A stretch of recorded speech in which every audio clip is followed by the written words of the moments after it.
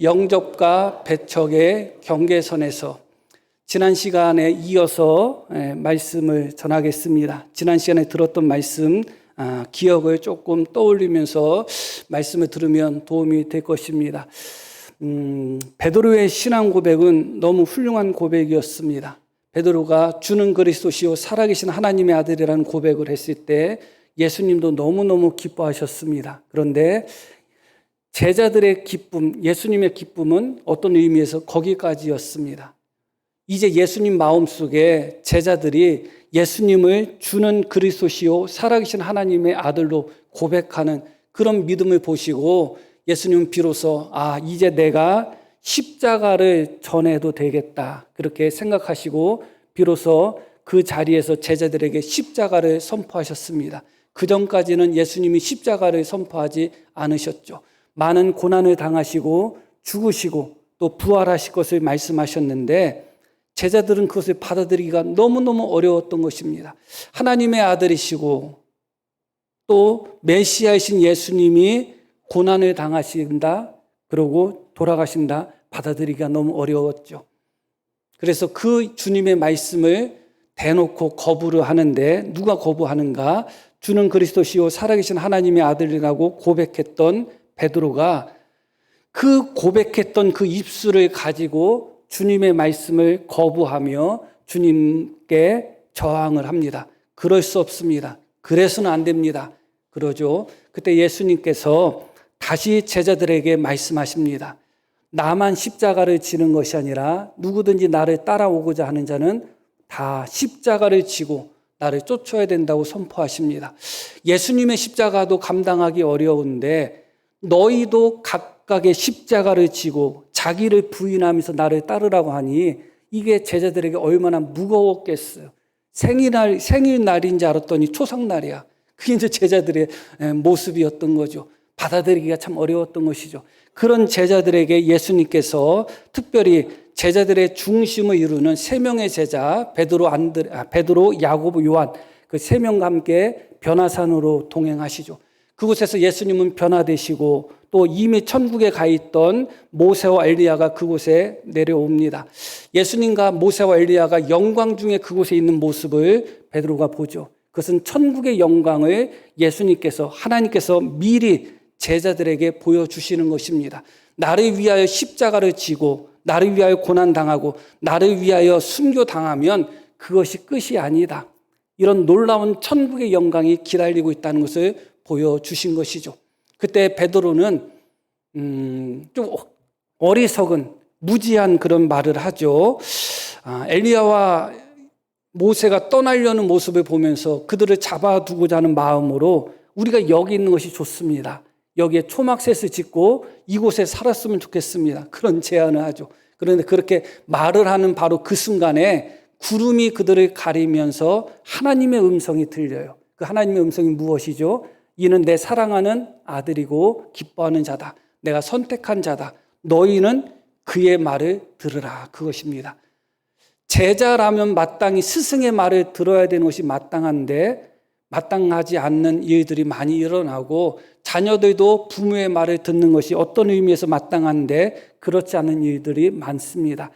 제자 12명도 주님의 말씀을 듣고 따라야 되는데 주님의 십자가에 걸려 넘어진 것입니다. 복음서를 보면 예수님의 말씀으로 말미암아 은혜 받고 예수님의 말씀으로 말미암아 예수님을 따르는 제자들이 있는가 하면 어떤 제자들은 도리어 예수님의 말씀에 상처받고 예수님의 말씀에 걸림이 돼서 도리어 예수님을 떠나는 제자들도 있었습니다.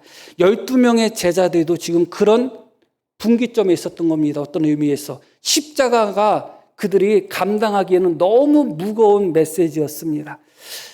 우리가 섬기는 예수님, 우리가 메시아라고 믿는 하나님의 아들인 예수님이 죽어야 된다? 죽으실 예수님, 죽으실 하나님을 우리가 왜 섬겨야 되겠어요? 제자들 입장에서는 그렇지 않겠어요? 오히려 능력 있게 역사하며 세계 만방에 하나님의 역사를 드러낼 메시아, 하나님의 아들을 섬겨야지 왜 고난당하다가 왜 죽으실 그분을 왜 섬겨야 되겠어요? 그런데 그렇게 예수님이 고난당하시고 십자가에 못 박혀 죽으신 것으로 끝나는 것이 아니라 우리는 왜 또 그 예수님 때문에 십자가를 지면서 날마다 자기를 부인하는 삶을 살아야 되겠어요? 이것은 제자들이 감당하기에 너무 무거운 메시지였고, 이 말씀은 제자들이 정말 받아들이지를 못했던 겁니다. 오히려 이 말씀에 걸려 넘어졌던 거죠. 그래서 하나님께서 제자 3명에게 변화산을 통하여 하나님 나라의 영광을 보여주시면서 다시 말씀하는 겁니다. 너희는 그의 말을 들어라. 그의 말이 너희에게 무겁다 할지라도, 그의 말이 너희에게 지금 걸림이 된다 할지라도, 그의 말이 너희가 받아들이기 어렵다 할지라도 너희는 그의 말을 들어라. 그렇게 말씀하죠. 이것은 또 한 가지 의미가 포함되어 있습니다. 그것은 무엇이냐? 그 자리에 엘리야와 모세가 있었습니다. 그런데 너희는 그의 말을 들으라는 것은 엘리야와 모세보다 예수님을 더 중요시 여겨라. 그런 의미가 거기에 담겨 있는 거예요. 엘리야를 따라갈 생각하지 말고, 모세를 따라갈 생각하지 말고 예수만 따라가라. 그런 말씀이죠. 그 음성이 끝난 후에, 구름이 거친 후에 보았더니 엘리야도 떠났고 모세도 떠났습니다. 오직 예수님만 남았습니다. 우리가 끝까지 따라가야 되고 끝까지 말씀을 들어야 되는 참된 스승이고 주님이신 예수님만 그 자리에 남은 것이죠. 그런 후에 내려왔더니 산 아래에 어떤 일이 있었는가? 귀신 들려서 간질하고 말 못하는 아이가 있었는데 산 아래에 9명의 제자들이 있었습니다. 9명의 제자들에게 그 아버지가 고쳐달라고 요청했지만 9명의 제자들이 다 실패를 했습니다.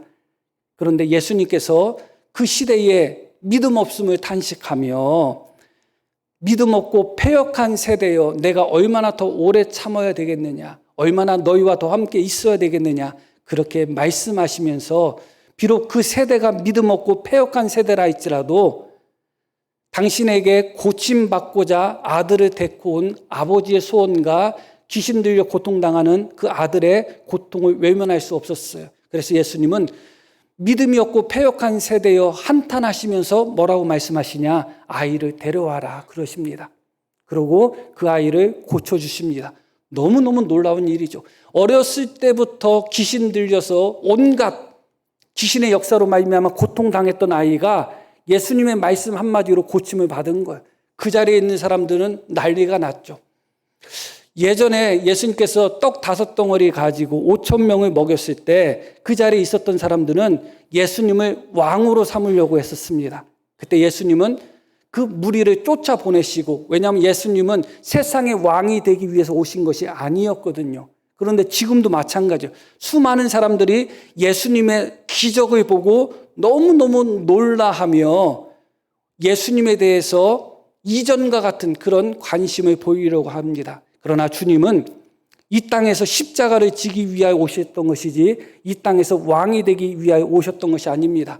그리고 이미 제자들에게 십자가를 선포하셨죠. 그런데 제자들이 그 십자가를 받아들이지 못하고 있는 상태에서 백성들이 와, 예수님 대단하다 하면서 막 놀라고 예수님을 막 추종하고 따라가고 그런 모습을 보이면 제자들이 십자가의 길을 놓칠 수가 있습니다. 그래서 예수님께서 많은 무리들이 환호하고 놀라는 바로 그 순간에 이렇게 말씀이 이어집니다. 43절부터 볼게요. 본문.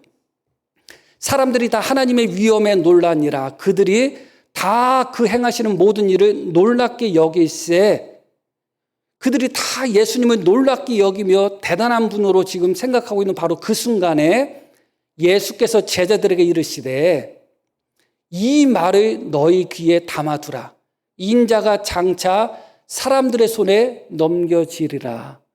예수님은 이렇게 찬물 견디는 일을 잘 하셨어요. 그렇죠? 주는 그리스도시요 살아계신 하나님의 아들입니다. 맞아. 근데 난 죽을 거야. 무리들이 와, 이분 메시아인가? 대단하다. 어떻게 이런 기적을 행하지? 제자들을 부르고서 사람들이 저렇게 환호하지만 나는 이 땅의 왕이 아니야. 내 말 잘 들어. 이 말을 너희 귀에 담아두라. 무엇을 담아둬야 되는가? 인자가 장차 사람들 손에 넘겨지리라. 주님은 이 땅에 왕으로 오신 분이 아니었기 때문에 그래요. 백성들이 환호하는 그 순간에 제자들에게 분명히 다시 한번 선포합니다. 나는 세상의 왕이 아니다. 나는 너희가 기대하는 그런 메시아가 아니다. 인자는 장차 사람들 손에 넘겨져 그렇게 죽음을 당할 것이라고 말씀을 하십니다. 그런데 이 말씀, 이 말을 너희 귀에 잘 담아두라고 주님이 말씀하셨고, 불과 바로 조금 전에 하룻밤 전이라고 표현할 수 있는 그때 변화산 사건이 바로 그 전날에 있었던 거거든요. 그러니까 하루도 아니죠. 만으로 치면. 그때 예수님이 아니라 하나님이 너희는 그의 말을 들으라고 분명히 말씀하셨잖아요.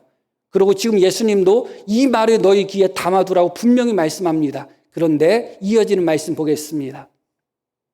그들이 이 말씀을 알지 못하니 이는 그들로 깨닫지도 못하게 숨긴 바 되었음이라.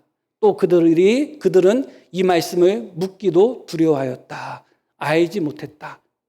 예수님의 말씀을 들었지만 알지도 못했고 깨닫지도 못했다. 그러고 그들 마음속에 도대체 이게 무슨 뜻입니까? 지금까지는 예수님께 잘 물었거든요. 모르면 물어봤어요. 그리고 제자는 묻는 특권이 있죠. 모르는데 묻지 않고 가르쳐 줄 것 같으면 선생해야죠. 제자는 묻는 사람이죠. 그런데 이 말씀을 알지도 못하고 깨닫지도 못했음에도 불구하고 이 말씀을 묻는 것조차 두려워했다고 나옵니다. 그러고 이어지는 말씀이 이렇게 말씀이 이어져요. 46절 제자 중에서 누가 크냐 하는 변론이 일어났다. 이것은 예수님의 십자가의 선언, 인자가 사람들 손에 넘겨질 것이라는 그 말씀을 제자들이 깨닫지 못했다는 확실한 방증이 되는 것입니다. 너희는 내 말을 잘 너희 귀에 잘 담아두어라. 변화산에서도 하늘에서 이는 내 사랑하는 아들이고 기뻐하는 아들이니 너희는 그의 말을 들으라고 했지만 제자들은 예수님의 말씀을 듣기는 들었지만 알지도 못했고 깨닫지도 못했던 것입니다. 그렇기 때문에 예수님이 십자가의 고난, 인자가 사람들 손에 넘겨지실 것이라는 십자가의 고난과 죽음을 선포하신 후에 즉시 제자들의 반응은 누가 크냐 하는 다툼으로 반응이 나타난 것입니다. 주님의 십자가를 아직도 이해하지 못했고 주님의 십자가를 아직도 받아들이지 못한 제자들인 것입니다. 왜 그랬을까? 45절 말씀을 다시 한번 보겠습니다. 그들이 이 말씀을 알지 못하니 이는 그들로 깨닫지 못하게 뭐라고 나오죠? 숨긴 바 되었다. 누가 숨기셨다는 거요? 하나님이 숨기셨다는 거예요. 하나님이 말씀을 숨기시는 데는 몇 가지 이유가 있습니다. 첫 번째 한 가지 이유는 뭐냐? 말씀을 듣는 자가 깨닫고자 원하는 마음이 없을 때는 숨기시는 겁니다. 내가 말씀의 은혜를 받아야지, 말씀의 은혜를 받고 순종해야지, 그런 마음을 가진 자에게는 하나님은 말씀을 보여주십니다. 그런데 돼지에게 진주를 던져봤자 돼지는 진주를 밟을 뿐이죠. 깨달을 마음도 없고 순종할 마음도 없고 말씀에 대한 사모함도 없는 사람에게는 하나님은 말씀을 감춰버리시는 것이죠. 그런 의미에서 하나님이 말씀을 감췄다고 할 수도 있을 것입니다. 그러나 더 중요한 이유가 있습니다. 그것은 무엇이냐? 예수님께서 드러내놓고 당신께서 고난당하시고 죽으실 것을 선포하셨을 때 제자들의 반응이 뭐예요? 그럴 수 없다는 겁니다. 다 말렸습니다. 베드로가 대표적으로 이야기했지만 나머지 제자들도 똑같은 마음이었을 것입니다. 제자들은 주님의 십자가를 명확하게 주님을 통하여 그 뜻을 깨달았을 때 맞아. 우리 예수님은 메시아로서 십자가를 지셔야지. 우리도 예수님을 따라서 우리의 십자가를 져야지. 그렇게 받아들인 것이 아니에요. 거부하고 거절했던 것입니다. 그러면서 주님을 말리려고 했죠. 이 순간도 마찬가지입니다. 아직 제자들은 십자가를 받아들일 준비가 되지 않았습니다. 십자가 앞에 멈춰 있습니다. 십자가 앞에서 돌아설까? 어떻게 할까? 그런 기로에 제자들은 있었던 것이죠. 주님의 말씀을 받아들이지를 못했던 것입니다. 그런 상태에서 이 말씀이 제자들에게 다시 또 분명하게 선포된다면 제자들이 아멘으로 반응했을까요? 절대로 아멘으로 반응 안 했을 것입니다. 이전과 똑같이 베드로가 그럴 수 없습니다. 그러면 안 됩니다. 그런 반응을 할 수밖에 없는 것이죠. 그러나 중요한 것은 무엇이냐? 예수님은 십자가 길을 가셔야 되는 것이고 예수님뿐만 아니라 제자들도 십자가 길을 가야 되는 거예요. 그건 분명한 사실입니다. 예수님은 제자들이 십자가의 의미를 속히 깨닫기를 원하신 거예요. 주님의 십자가뿐만 아니라 제자들의 십자가를 속히 깨닫기를 원하신 거죠. 그래서 예수님은 인자가 사람들 손에 넘겨질 것이라고 말씀합니다. 그러나 하나님은 이들이 지금 십자가를 깨닫게 되면 십자가를 받아들이는 것이 아니라 오히려 십자가를 내려놓고 십자가를 버리고 도망갈 위험이 있었던 겁니다. 그렇기 때문에 하나님은 아직은 그들에게 그것을 숨기고 있는 것이죠. 그들이 깨닫지 못하게 숨기시는 하나님의 마음이 조금 느껴지시나요? 그들이 십자가를 깨달았으면 하는 마음으로 인자가 사람들 손에 넘겨질 거라고 말씀하시는 주님의 마음이 좀 느껴지시나요?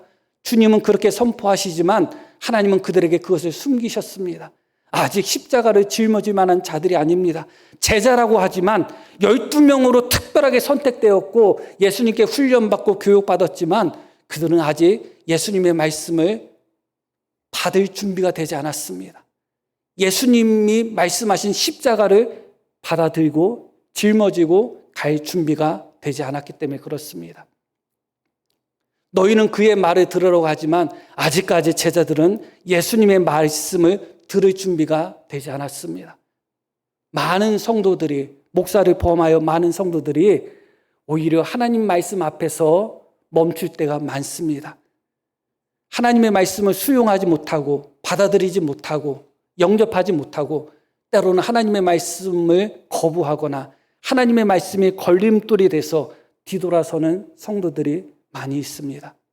십자가가 걸림돌이 되는 성도들도 많습니다. 마땅히 성도라면 십자가를 져야 되지만 십자가가 선포되는 순간 오히려 그 십자가 앞에서 돌아서는 이들도 많이 있죠. 지금 제자들의 상태가 그런 상태였다. 그런 모습 속에서 제자들은 십자가가 중요하지 않아요.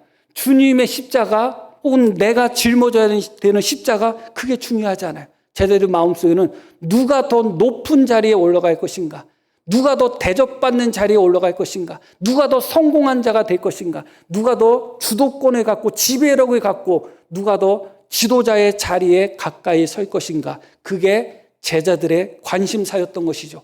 그렇기 때문에 제자들이 누가 크냐 가지고 다툰 것입니다. 그때 주님이 그들이 누가 큰가 가지고 서로 변론하는 것을 아시고 주님이 이렇게 반응하십니다. 47절 보겠습니다.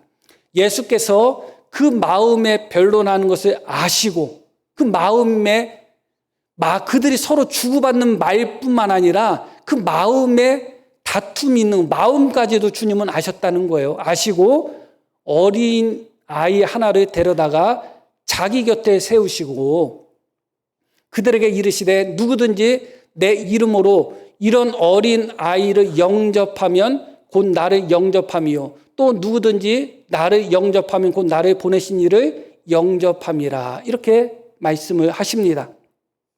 주님이 이 말씀 속에서 가르치고자 하는 핵심은 누가 큰 자다가 아니에요. 영접함을 가르쳐 주고 계시는 거예요. 받아들임을 가르쳐 주고 계시는 거예요.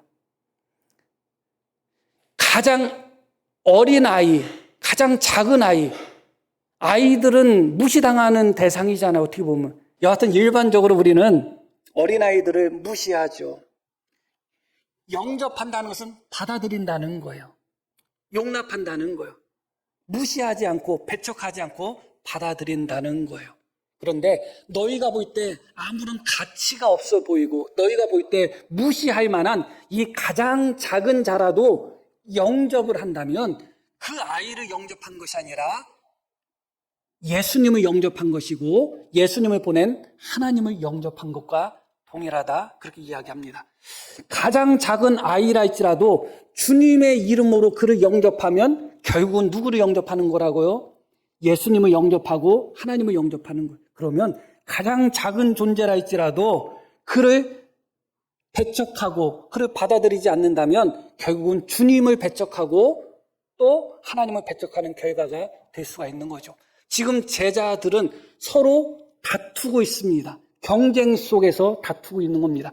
서로가 서로를 이해하고 서로가 서로를 용납하고 서로가 서로를 받아들이지 않고 네가 크냐 내가 크냐 하면서 서로 다투고 있습니다.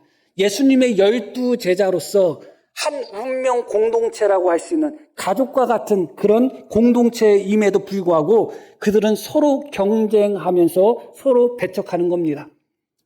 서로를 받아들이는 자세가 아니에요. 내가 너보다 더 높아져야 된다는 것이죠.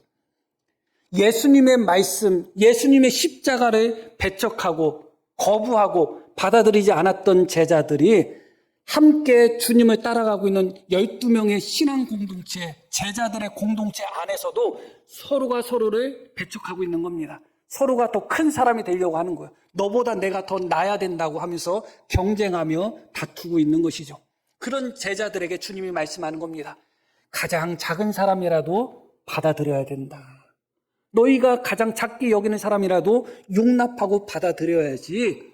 그러면 주님을 받아들이고 하나님을 받아들이는 결과가 되는 것이다. 그러나 가장 작은 자라 할지라도 너희가 배척하면 하나님을 배척하는 것이 된다. 너희가 서로 지금 예수님을 믿는 제자로서 왜 서로 경쟁하고 왜 서로 다투고 왜 서로 배척하고 있느냐 말씀하고 있는 것입니다. 중요한 것은 받아들이는 거예요. 주님의 말씀을 어떻게 하라? 받아들여라. 주님의 십자가를 어떻게 하라? 받아들여라. 그러나 제자들은 제자들이지만 주님의 말씀을 아직 받아들이지 못했어요. 영접하지 못했어요. 주님의 십자가를 받아들이지 못하고 지금 거부하고 있어요. 그러면서 자기들 믿음의 공동체 안에서도 서로 지금 받아들이지 않습니다. 물과 기름처럼 되어 있는 제자들의 모습을 보게 되는 것이죠. 그것으로 끝나지 않습니다. 9절 말씀 보겠습니다. 49절. 이어지는 말씀 속에서 이렇게 말씀이 이어져요. 요한이 여짜오되, 이 오늘 우리가 읽으신 말씀 속에서 요한하고 또 야고보 이 두 사람이 중심에 나와요. 그게 중요해요. 왜 중요하냐? 변화산에서 예수님과 모세와 엘리야의 영광을 본 사람은 베드로, 야고보, 요한 이 세 사람이었죠. 그런데 그 자리에서 말을 한 사람은 베드로 한 사람밖에 없어요. 무식한 말을 했죠. 이곳에서 초막을 짓고 이곳에서 살자, 그런 무지한 말을 했죠, 사실은. 그리고 자기가 하는 말이 뭔 말인지도 몰랐어요. 그리고 요한과 야고보는 아무런 말도 없어요. 그런데 놀랍게도 산에 내려와서 펼쳐지는 사건 속에서는 요한과 야고보, 변화산에 있었던 요한과 야고보가 중심이 됩니다. 자, 요한이 뭐라고 이야기하냐? 이렇게 이야기합니다. 여짜오되 주여, 어떤 사람이 주의 이름으로 귀신을 쫓아내는 것을 우리가 보고 우리와 함께 따르지 아니함으로 금하였다. 이렇게 나와요. 어떤 사람이라고 이야기하는데 뭐라고 나오죠? 주님의 이름으로 귀신을 쫓아낸 겁니다. 정당하게 쫓아낸 거예요. 그런데 그들이 우리와 함께 하지 않기 때문에 우리 공동체에 있지 않고 우리와 다른 우리 공동체 밖의 사람들이기 때문에 우리를 따르지 않기 때문에 금지했습니다. 그렇게 이야기하는 겁니다. 어떤 사람이 마귀의 이름으로, 어떤 사람이 예수님의 이름을 이용해서 그것이 아니라 예수님의 이름으로 그 권능으로 귀신을 쫓아내고 있는데 우리 편이 아니어가지고 어떻게 했다는 거예요? 금지시켰다는 거예요. 받아들이지 않았다는 거예요. 거부했다는 거예요. 12명의 제자들은 우리 편 같은 공동체잖아요. 같은 공동체 안에 있었어도 서로 다투고 경쟁했던 사람들이 자기 공동체 밖에 있던 사람들은 자기들 공동체 밖에 있는 사람이라고 해가지고 지금 용납하지 않습니다. 받아들이지 않고 그들의 정당한 행위를 금지하고 있습니다. 그들이 무엇을 했다고 나오냐면 귀신을 쫓아냈다고 나오죠. 바로 직전에는 9명의 제자들이 귀신 들려 말 못하고 간질 증상이 나타난 어린아이를 어떻게 했어요? 고치지 못했죠. 바로 직전이에요. 자기들은 고치지 못했는데 12명의 제자라는 대단한 본인들도 못 고쳤는데 12명의 제자에 들지도 않은 어떤 사람이 예수님의 이름으로 귀신을 막 쫓아내는 거예요. 어떤 의미에서 시기 질투가 나올 수가 있겠죠. 그들이 귀신을 쫓아내지 못한 상태에서 예수님께 묻습니다. 왜 우리는 귀신을 쫓아내지 못했나요? 예수님의 답변이 무엇이냐? 너희 믿음이 적은 영고다. 그리고 기도 외에는 이런 종류가 나갈 수 없다. 그렇게 말씀하셨습니다. 믿음과 기도를 말씀한 거예요. 제자들은 왜 귀신을 못 쫓아냈다고요? 믿음이 부족해서 그래요. 기도가 부족해서 그래요. 그런데 어떤 사람, 12명에 속하지 않은 어떤 사람이 예수님의 이름으로 귀신을 쫓아냈다는 것은 최소한 지금 이 순간은 그 어떤 사람이 12명의 제자들보다 더 기도하는 사람이었고 더 믿음이 있는 사람이었다는 거예요. 그러면 부끄러워해야죠. 자기들은 믿음이 없어서 12명의 제자라고 하지만 믿음이 없어서 12명의 제자라고 하지만 자기들은 기도가 부족해서 귀신을 쫓아내지 못했는데 이 어떤 사람은 쫓아내고 있는 거예요. 그러면 저 사람은 12명의 제자에 들지도 않았는데 12명의 제자인 우리보다 더 믿음이 좋구나. 12명의 제자인 우리보다 더 기도를 많이 하는구나. 받아들이고 부끄러워하며 용납해야죠. 근데 어떻게 해요? 시기하며 질투하며 너 우리 편 아니지? 하면서 그들을 배척했다는 겁니다. 이게 제자들의 모습이죠. 목사가 성도들보다 믿음이 더 좋아야 되지 않겠어요? 그러나 그러지 못할 때가 있어요. 담임 목사가 부목사보다 믿음이 더 좋아야 되지 않겠어요? 근데 그러지 못할 때가 있어요. 담임 목사보다 부목사가 설교 더 잘하면 부목사 쫓아내야 되나요? 담임 목사보다 교인이 더 영역이 있으면 그 교인을 쫓아내야 될까요? 그렇지 않잖아요. 그렇지 않죠. 오히려 부끄러워해야 되는 것이죠. 그러나 그들은 부끄러워야 되는 순간에 부끄러워하는 것이 아니라 오히려 시기 질투하며 너는 우리 편이 아니야. 왜 우리 편이 아닌데 이런 짓을 해? 하면서 그들을 배척하고 있는 것입니다. 그것을 누가 했다고요? 요한이 하고 있는 겁니다. 대표적으로 요한이 그 일을 하고 있고 예수님께 잘했다고 지금 자랑하고 있는 겁니다. 우리 주님 이렇게 우리가 했습니다. 너무나 무지하고 어리석죠. 이 제자들은 예수님의 십자가를 지금 거부하고 있는 상태입니다. 제자지만 너희는 그의 말을 들으라고 했지만 주님의 말씀을 받아들이지 않고 있습니다. 그리고 같은 공동체 12명에 속해 있는 공동체끼리도 서로 다투면서 서로 배척하고 있습니다. 그러면서 어떤 사람이 귀신을 쫓아낼 때는 자기들의 공동체가 아니기 때문에 그 사람을 막았다고 합니다. 그러면 이 핑계 저 핑계 다 배척할 사람밖에 더 있어요. 받아들일 사람 없고 영접할 사람 없고 해수님은 어린아이라 할지라도 주님의 이름으로 영접하라고 말씀하셨는데 이들은 주님의 이름으로 귀신을 쫓아낸 자도 배척해버리고 우리 편이라고 생각하는 사람들도 제자들끼리 서로 배척하고 있고 이런 참 너무 부족한 모습을 12명의 제자들이 보여주고 있습니다. 목사가 설교는 이렇게 하고 있지만 결국은 제자들에게만 돌을 던질 수가 없죠. 제자들에게 던지는 돌은 나에게 또 우리에게 돌아올 수밖에 없는 그런 우리의 연약한 모습을 발견하게 됩니다. 이렇게 주님은 어린아이 한 사람이라도 영접하면 하나님을 영접하는 것이라 하면서 영접하는 것, 받아들이는 것이 너무너무 중요시 여겼습니다. 사람을 가리지 말고 지고하를 막론해서 계산적으로 하지 말고 나보다 잘난 사람이나 나보다 못난 사람이나 시기하지 말고 질투하지 말고 무시하지 말고 받아들이라는 겁니다. 주님의 말씀 무겁다고 해서 거절하고 주님의 십자가 지기 어렵다고 해서 뒤돌아서지 말고 받아들이라는 겁니다. 그러나 제자들은 받아들이지 못하고 있어요. 계속 배척하는 모습을 보입니다. 그러다가 이제 예수님이 예루살렘으로 올라가시고자 굳게 결심하는 장면이 51절에 나옵니다. 예수께서 승천하실 기약이 차감해 승천하신다는 것은 십자가에 못 박혀 돌아가시고 부활하실 것을 이야기하는 거죠. 그러니까 결국 승천이라는 것은 예수님의 십자가 죽음이 전제되는 거예요. 승천하실 기약이 차감해 예루살렘을 향하여 올라가기로 굳게 결심했다. 하나님의 아들이신 예수님조차도 십자가를 지기 위해서 굳게 결심하고 가십니다. 그런데 갈릴리에서 유대 땅 예루살렘으로 가려면 그 가운데 사마리아 땅이 있습니다. 그런데 유대인들은 웬만해서는 사마리아 땅을 관통하지 않아요. 가깝지만 사마리아 사람들을 개배지처럼 생각했거든요. 그런데 예수님은 그 길을 선택한 겁니다. 그래서 제자들 몇 명을 미리 보내요. 사마리아 촌으로 가서 좀 예비 좀 하라, 준비 좀 하라. 그런데 갔던 제자들이 돌아와서 이렇게 이야기합니다. 그 갔던 제자들의 대표가 누구냐? 공교롭게도 역시 야고보와 요한이었습니다. 자, 54절 말씀 보겠습니다. 제자 야고보와 요한이 이를 보고 이르되 주여 우리가 불을 명하여 하늘로부터 내려 저들을 멸하라 하기로 원하시나이까. 왜 이런 반응을 보였나? 53절.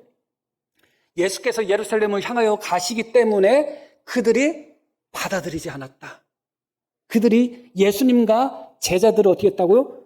영접하지 않았다는 거예요. 그래서 자기들을 받아들이지 않은 사마리아 사람들을 어떻게 하기를 원한다고요? 54절 다시. 하늘에서 불을 내려 저들을 멸하기를 원하냐. 이렇게 주님께 이야기하는 거예요. 본인은 제자 12명은 주님의 말씀조차, 주님의 십자가조차 받아들이고 있지 않잖아요. 같은 제자들 12명끼리도 서로가 경쟁하면서 누가 더 높고 더 큰 자냐 하면서 서로 싸우면서 서로 받아들이지 않잖아요.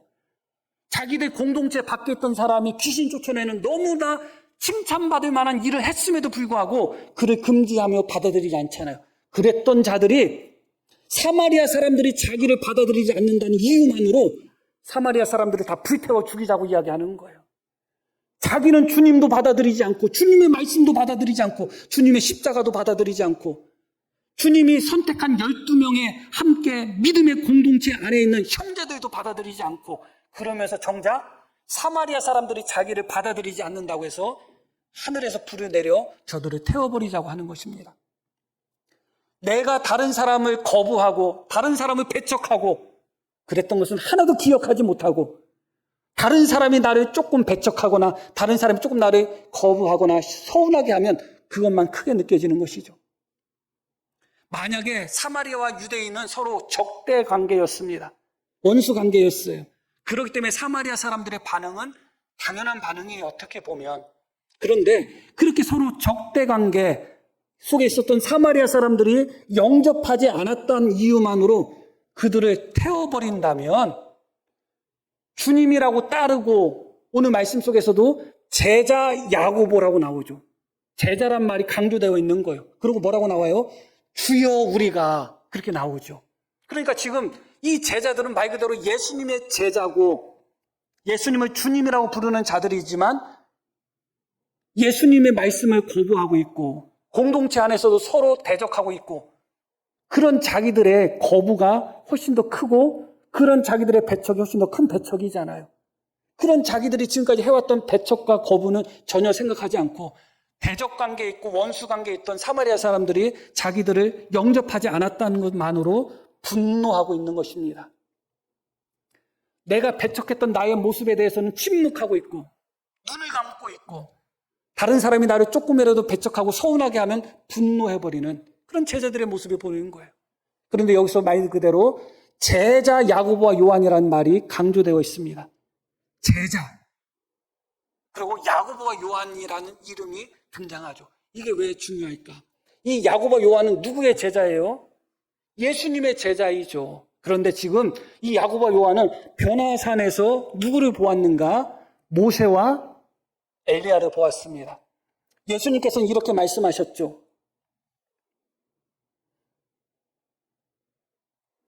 악한 자를 대적하지 말고 눈은 눈으로 이는 이로 그렇게 갚으라고 너희가 들었지만 그게 모세의 율법입니다. 모세의 율법은 눈은 눈이고 이는 이예요.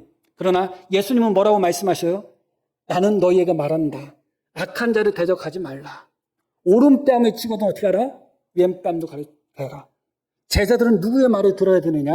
변화산에서 모세와 엘리야와 예수님과 함께 있던 이 제자들은 너희는 그의 말을 들으라는 겁니다. 모세의 말이 아니라 모세의 율법에 눈은 눈이요 이는 이라고 했으니까 저들이 우리를 영접하지 않았으니까 우리가 갚아줍시다. 이건 모세의 말을 듣는 거예요. 이건 모세의 제자지 예수님의 제자가 아니에요. 예수님은 뭐라고 말씀하셨어요? 나는 너희에게 말한다. 악한 자를 대적하지 말고 만약에 이 야고보와 요한이 모세의 제자가 아니라 예수님의 제자였다면 주님의 방식으로 반응해야 되잖아요. 더군다나 예수님이 제자들을 보내시면서 복음을 전할 때 어느 집에든 그 집에 머물러라. 그런데 너희를 영접하지 않으면 어떻게 하라고 이야기하셨죠? 발에 먼지를 떨어버려라. 그게 주님의 말씀이에요. 너희를 영접하지 않으면 불을 내려서 태워버려라가 아니라 발에 먼지나 터는 것으로 끝내라, 그거예요. 그런데 지금 제자들 요한과 야고보는 뭐라고 이야기하냐? 하늘에서 불을 내려 멸하자고 합니다. 누가 생각나죠? 엘리야가 생각나죠. 엘리야가 산 높은 곳에 있을 때 엘리야를 잡으러 50부장과 군대들이 오죠. 그때 엘리야가 뭐라고 그래요? 내가 하나님의 사람이라면 하늘에서 불이 내려서 너희를 살릴 것이다. 다 살려버렸죠. 하늘에서 불이 내려서 자기를 대적한 사람을 태우는 것은 엘리야의 방식이지 예수님의 방식은 아니에요. 예수님의 방식은 뭐예요? 십자가에서 주여 저들의 죄를 용서하여 주옵소서예요. 제자들이 받아들여야 되는 주님, 정말 제자들은 예수님의 말씀을 듣고 예수님의 제자가 돼야 되는데 아직까지 이 제자들은 예수님의 제자가 되기를 원치를 않아요. 모세의 제자가 되기를 원하는 거예요. 눈은 눈이요, 이는 이요. 나한테 못된 짓 한 놈 내가 갚아줘야지. 모세의 제자가 되기를 원하는 거예요. 엘리야의 제자가 되기를 원하는 거예요. 나를 대적하는 자 태워서 죽여야지. 그러나 우리 예수님은 그렇지 않잖아요. 오른뺨을 치거든 왼뺨을 갖다 대라. 주여 저들의 죄를 용서하여 주옵소서. 너희는 그의 말을 듣고 그의 제자가 되라는 것이죠. 그러나 지금 이 순간조차도 야고보와 요한, 주님이 하셨던 최대의 말씀은 발에 먼지만 떨어버려라, 그 정도였는데 지금 이 순간에 야고보와 요한은 그 예수님의 말씀을, 원수까지 사랑하라는 그 예수님의 말씀, 대적하지 말라는 그 예수님의 말씀을 이 제자들은 받아들이지 않고 있어요. 제자라고 하지만 받아들이지 않아요. 끝까지 예수님의 제자였지만 주님의 말씀을 받아들이지 않고 주님의 십자가를 받아들이지 않고 주님의 제자가 되려고 하지 않아요. 엘리야의 제자, 하늘에서 불을 내리는 엘리야, 그래서 대적을 태워 죽이는 엘리야, 눈은 눈이요 이는 이요 해가지고 나에게 잘못한 자에게 갚아주는 모세, 그들의 제자가 되고자 원하는 것이죠. 너무나 가슴 아픈 일인 것입니다. 결론적인 말씀을 드리려고 합니다. 요한복음 6장 말씀을 보겠습니다. 아버지께서 내게 주시는 자는 다 내게로 올 것이요. 주님은 어떻게 믿으셨냐? 당신에게 오는 자는 하나님이 당신에게 주신 자다, 그렇게 믿은 거예요. 이게 꼭 이렇게 적용할 수는 없지만 그냥 의미적으로만 조금 적용한다면 어떤 의미에서 우리가 만나는 사람들, 우리가 함께하는 사람들은 하나님이 우리에게 보내주신 분이지 않겠어요? 우연은 아니잖아요. 어쩌다 보니까 그런 게 아니잖아요. 지구상의 인구가 지금 한 80억 정도 되나요? 그 수많은 인구들 중에 지금 함께 하고 있다는 것은 하나님이 우리에게 보내주신 거예요. 어떤 의미에서. 그런데 아버지께서 내게 주시는 자는 다 내게로 올 것인데 뭐라고 말씀하시죠? 내게 오는 자는 내가 결코 내쫓지 않을 거다. 주님의 별명이 무엇이냐? 세리와 죄인들의 친구가 주님의 별명이었어요. 세리라 할지라도 내게 오는 자는 내가 영접하겠다는 거야. 죄인이라 할지라도 내게 오는 자는 영접하겠다는 거예요. 수준 안 맞다, 그게 아니에요. 아이들이 주님께 올 때 제자들은 어떤 반응을 했어요? 애들은 가했죠. 아이들이 오는 것을 금지했어요. 주님이 뭐라고 말씀하셔요? 아이들이 내게 오는 것을 금하지 마 하면서 아이들을 영접하셨어요. 주님은 한 번도 영접하는 일에 있어서, 받아들이는 일에 있어서 네가 나하고 수준이 안 맞아, 네가 나하고 생각이 안 맞아, 너는 별거 아닌 인간이야, 너는 나보다 잘났으니까 안 돼, 이런저런 이유를 들고 한 번도 영접하는 일을 거부하신 적이 없어요. 그가 세리라 할지라도, 그가 죄인이라 할지라도, 때로는 그가 창녀라 할지라도 주님께 오면 주님은 받아들였어요. 어린아이 귀찮기만 하죠, 어떻게 보면. 그러나 받아들이셨어요. 그런데 그 주님을 따르는 제자들이 지금 어떻게 하고 있어요? 주님을 따른다고 하면서 예수님의 말씀조차 받아들이지 않고 있고, 같은 제자들끼리도 서로 배척하고 있고, 같은 공동체에 있지 않다는 이유만으로 예수님의 이름으로 귀신을 쫓아낸 어떤 제자를 금지하고 배척해버리고, 자기들을 영접하지 않았던 이유만으로 하늘에서 불을 내려 태워 죽이겠다고 하고 있는 것입니다. 주님의 제자라고 하지만 결국은 이 모든 것은 한마디로 요약이 됩니다. 왜 그런가? 아직까지 주님의 말씀을 받아들이지 않았기 때문에 그렇다. 아직까지 주님의 십자가를 받아들이지 않았기 때문에 그렇다. 주님의 말씀을 받아들이고 주님의 십자가를 받아들이고 주님의 참된 제자였다면 나하고 다른 사람들 얼마든지 영접하게 될 것입니다. 그리고 우리와 다른 공동체에 있는 사람들 얼마든지 받아들이게 될 것입니다. 우리의 모습이 주님의 제자가 되기를 원합니다. 엘리야의 제자가 아니라 모세의 제자가 아니라 그래서 성도들이 올라갈 수 있는 가장 높은 자리가 있다면 어떤 자리인가? 십자가 꼭대기밖에 없다. 우리가 올라가야 될 가장 높은 자리는 십자가밖에 없다.